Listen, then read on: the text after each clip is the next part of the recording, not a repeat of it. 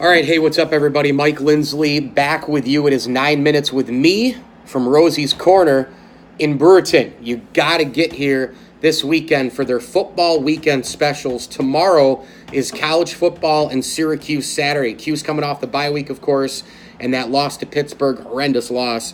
Any pizza wing combination with Rosie's Corner gets you a free 2-liter of orange soda. And then on Sunday, you turn right around and you spend $40. You get a large one-topping pizza, 24 wings, large chef salad, and a 2-liter soda to feed a big group for all the football on Sunday. So make sure you get down here to Rosie's Corner in Brewerton, the official pizza shop of the ML Sports Platter. They do haddock on Fridays. They do some specialty items during the week, such as pork. They've got hot and cold subs, and definitely a great place to eat and order for your big event as well. All right. This video is about the Boston Red Sox, and yes, a little bit of a pit in my stomach, a little bit of a sick feeling. I haven't been able to turn on a lot of the ALCS games because everybody knows that I am indeed, of course, a Yankee guy first and foremost, but you got to give credit where credit's due. Boston was the best team in baseball all year long. Sometimes when the postseason starts, you sit there and you wonder, can they keep it going? Is this the same type team in the regular season? On and on it goes. And to me, this Boston team was the only thing that you really had to worry about was probably the bullpen and maybe the back end of the rotation. And I say that because I've never seen a team have enough offense and have enough defense in the field to be able to hide both. This outfield for the Boston Red Sox, that's where I want to start, is unbelievable. I mean, these guys in Bradley Jr. and Betts and Benintendi, the killer bees of the Red Sox, they field their positions so unbelievably well. It's the most productive defense in the majors in terms of the outfield. And you take a look at everything else that goes on with the Boston Red Sox. Craig Kimbrell can be a shitty closer, and it doesn't matter. How many teams in Major League Baseball can have a shitty closer and an up-and-down bullpen and helter-skelter starting pitching from the beginning of the year until now and end up in the World Series? Like, how many teams can do that?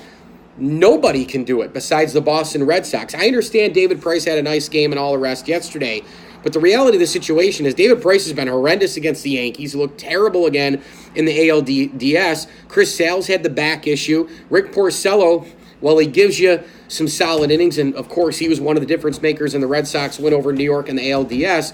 Rick Porcello is not, yesterday's Jack Morris. He's not a clutch pitcher in the postseason like many others we've seen through the years.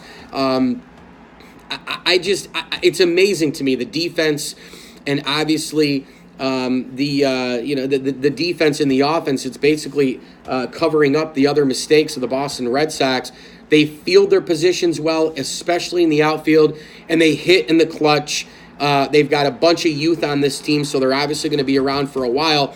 And I think the other thing, too, what makes this team such a locomotive is Alex Cora. I mean, the first-year manager has been absolutely unbelievable for the Boston Red Sox. When you look at the situation with managing the in-game stuff, knowing when to take people out, knowing when to go to the bullpen, knowing when that there isn't a quick trigger and all the rest, Alex Cora has been unbelievable. Now, look, Aaron Boone, first-year manager with the Yankees, had probably an average regular season, had a well below average postseason because he basically threw games away against the Red Sox. Now, do I think that the Red Sox would have still won if Aaron Boone had gone to the bullpen earlier?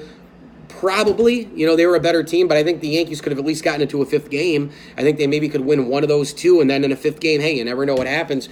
But instead, Aaron Boone did not go early when Luis Severino was out there. He did not go early when CeCe Sabathia was laboring. Those are the kind of moves that Alex Cora pulls in a heartbeat. And I don't know if that's because Aaron Boone is the classic puppet for Brian Cashman and Hal Steinbrenner and company and Hank Steinbrenner in terms of he's got to follow all the rules, he's got to follow all the sabermetrics and all the rest.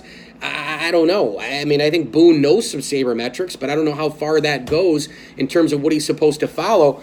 And Alex Cora, it doesn't seem like this guy has a leash at all to make certain calls and listen to them and diagram, some kind of a certain outlook for this Boston team. Alex Cora just manages in-game. He's done it since the beginning of the season. He's managed and kept an even keel since the beginning of the year. And I'm not really a big supporter of people who say, well, he's never had managerial experience, so screw it. Don't hire him. Well, you know what? Eventually, people who have jobs maybe didn't have experience before in those jobs, and they became really good at them. They have experience inside their vertical of work in another area. Aaron Boone had that. He grew up in a baseball family. He played the game, obviously. He was a great commentator on ESPN as well. The thing is, Alex Cora, bench boss in Houston, obviously that helped him be an assistant, with the Astros.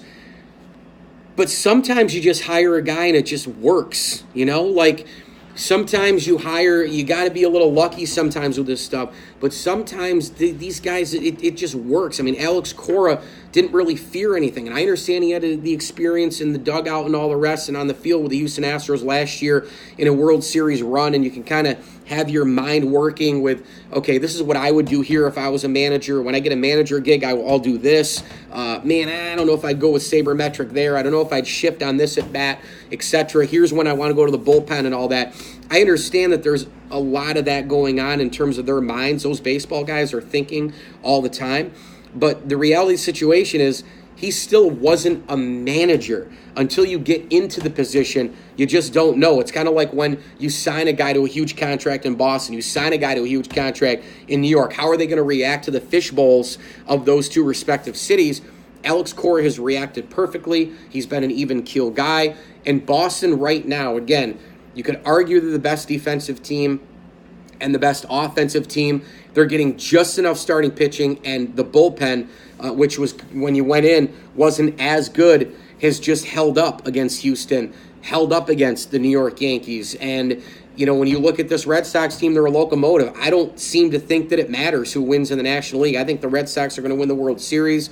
I thought halfway through the Yankees series that they were going to win it.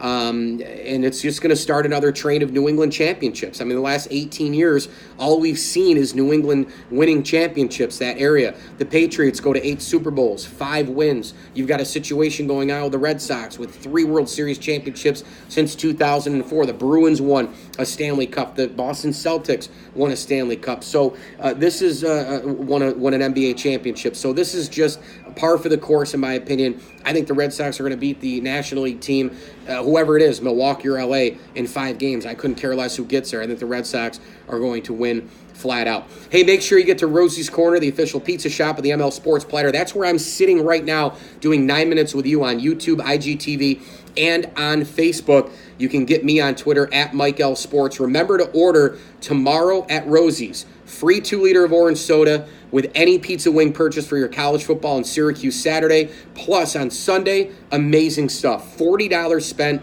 gets you a large one-topping pizza, 24 wings, a large chef salad, and a 2-liter soda. And you can get that deal again on Monday night for Monday Night Football for the Falcons-Giants game coming up. Again, I'm on Twitter at Mike L Sports. Make sure to download my podcast. It is the ML Sports Platter. You can get it on Spotify, iTunes, and Google Podcasts. And make sure to visit pinstripepassion.com for my Yankees and baseball commentary as well. Rosie's Corner, the official pizza shop of the ML Sports Platter, right off Bartell Road on Route 11 in Brewerton. Get here. Awesome food, great people. Jody and Jason and the gang doing an awesome job. 9 Minutes with Mike Lindsley. Thanks for watching, and as I always tell you, enjoy the games.